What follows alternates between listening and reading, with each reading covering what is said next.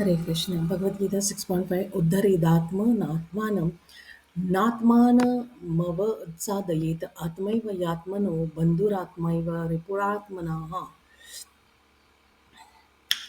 One must deliver himself with the help of his mind and not degrade himself. This mind is the friend of the conditioned soul and his enemy as well. The word Atma denotes body, mind, and soul depending on different circumstances. In the yoga system, the mind and the conditioned soul are especially important.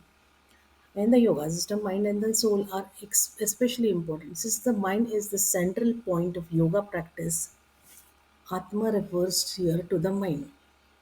Since the mind is the central point of yoga practice, the purpose of the yoga system is to control the mind and draw it away from attachment to sense objects.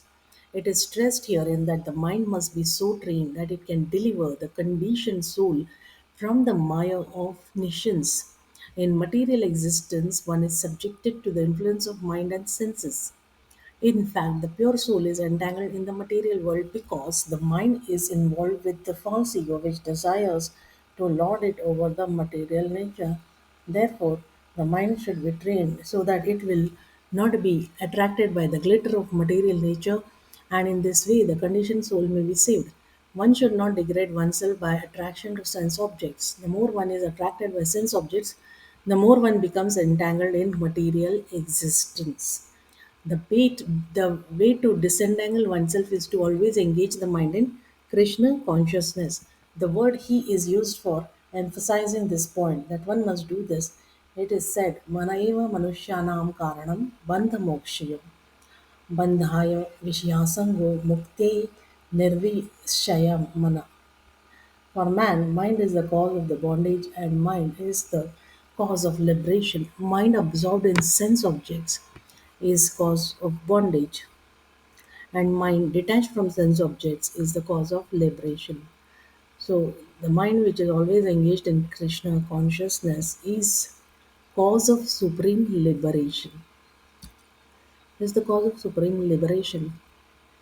And in the next shloka, Bhagavad Gita 6.6, Bandhuratmatmanastasya yenatmaivatmana jitah anatmanastu shatrutve vartaitatmaiva shatruvat.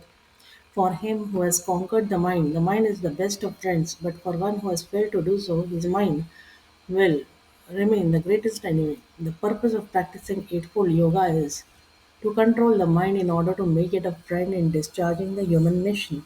Unless the mind is controlled, the practice of yoga is simply a waste of time.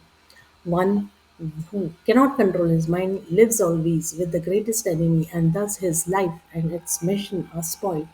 The constitutional position of the living entity is to carry out the order of the superior. As long as one's mind remains in unconquered enemy, one has to serve the dictations of lust, anger, avarice, illusion. But when the mind is conquered, one voluntarily agrees to abide by the dictation of the personality of Godhead, who is situated in hearts of everyone as Paramatma. Real yoga practice entails meeting the Paramatma within the heart and then following his dictation.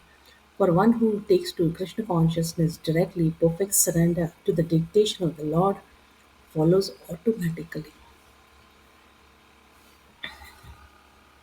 And for one who has conquered the mind, super soul is already reached, for he has attained tranquility.